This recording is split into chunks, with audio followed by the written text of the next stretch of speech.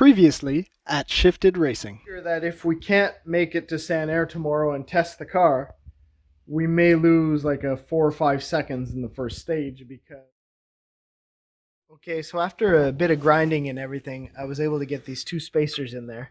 But I would still like to put a boot on that end just to keep the garbage from getting in the joint there.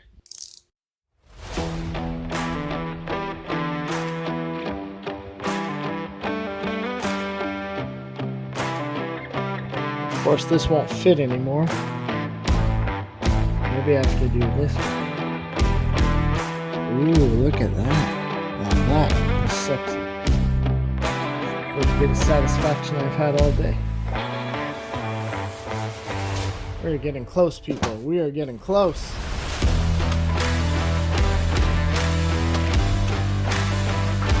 Mission accomplished. There we go. It is like 11:15 at night, and I've got to get this rear beam sorted. I thought this would already be done, except I'm going to have to adjust this thing according to what travel I wanted. I'm going to see if I can get this car kind of finished tonight, a bit tomorrow morning, sleep a little bit, get to Sanair, and get this thing tested.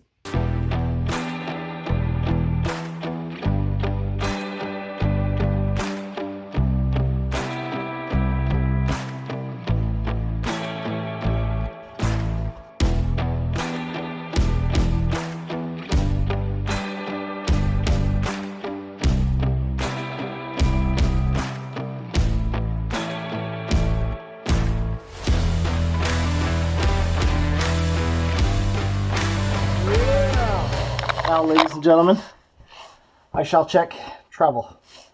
I want to know if this thing travels adequately.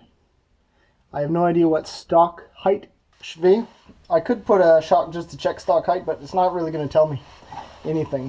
Let's just pretend it's full travel. I want to see if there's binding. So this will come straight up and then down. How far is this? That's it? Because this is the one stopping it from coming down. That's why we needed to modify this, make it solid. And the bushing over here is what stops it, basically. We're at our max range we can go, so I think I should just tighten all this up. Well, that's pretty good travel, actually. That's more than I thought. Okay, so now I've got the beam adjusted, centered to the car with the travel I want, so that's all good.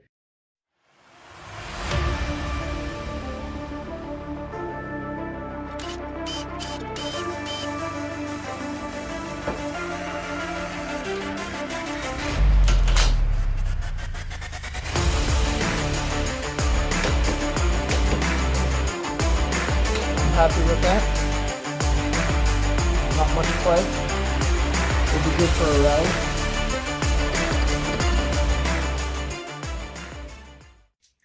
So it's like 8:30 a.m. the next morning on Saturday. I didn't film the rest of what I did because I really had to fly, but let me show you.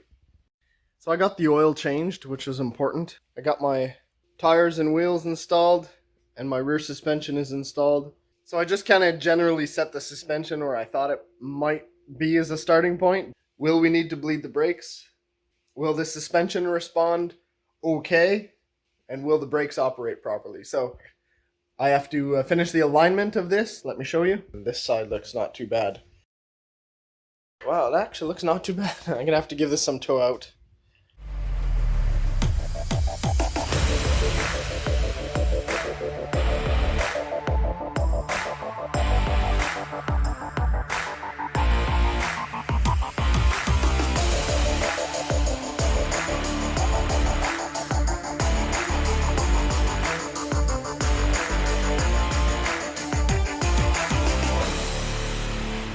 We managed to get to the racetrack, and I ran, I guess, 2 laps.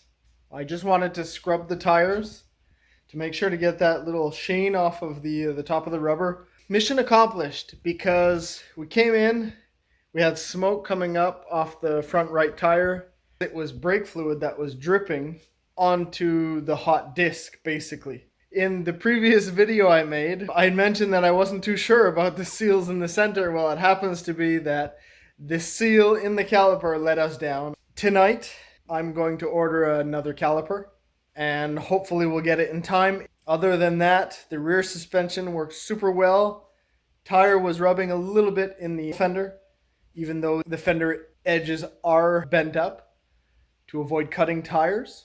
I may be able to add a little bit more preload onto the suspension, and I'll also be able to adjust the rear suspension up a little bit to avoid the tire rubbing on the fender.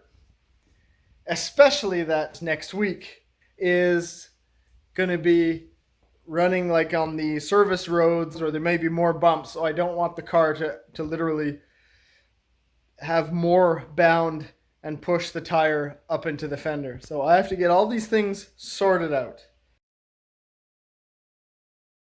I've got 4 days left, and not 4 complete days, to get through this list.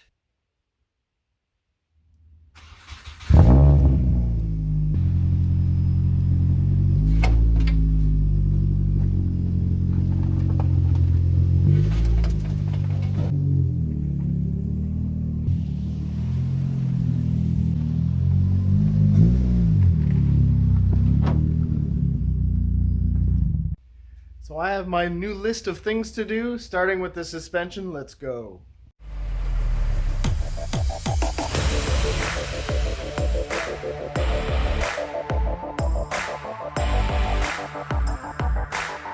So we got 2.3 degrees and 4.1 degrees. Now, our buddy Mr. Royer tells us that 3.5 degrees negative camber is the sweet spot. I would go more for 3 degrees, since there'll be a lot of heavy braking going on.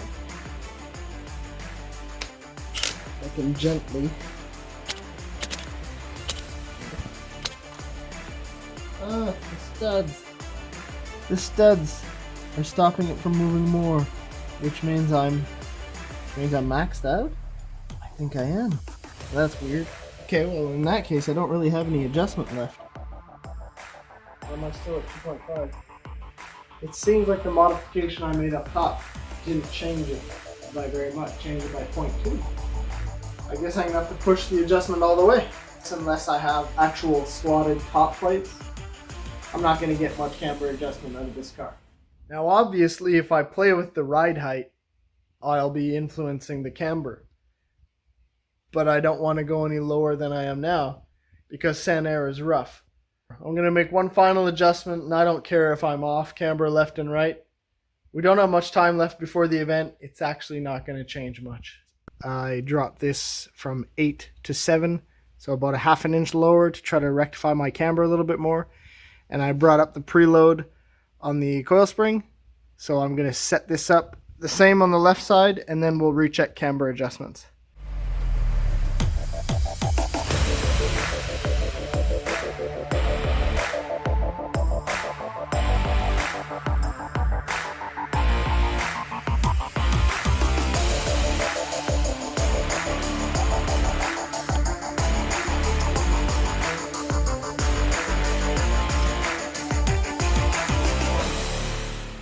So that jacked up the front quite a bit more. I can fit 3 fingers in there now.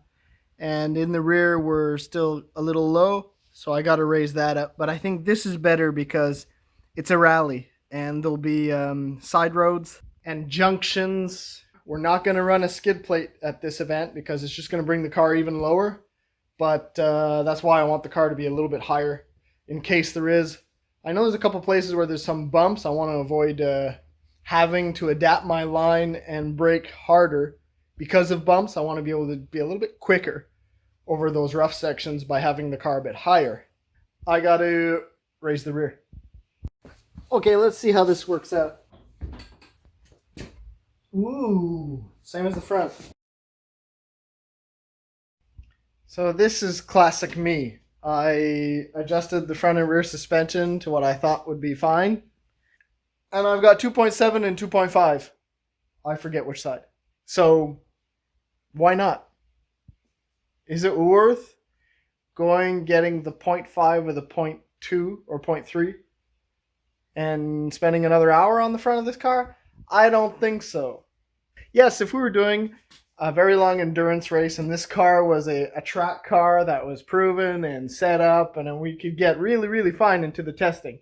But this is rally. There's going to be bumps on the track. Besides, I'm not a guru. I'm not an expert. But I've got a pretty wide tire, so I'm figuring that the wider you are, the less camber has an impact. Just because I'll be able to maximize this tire on acceleration and braking.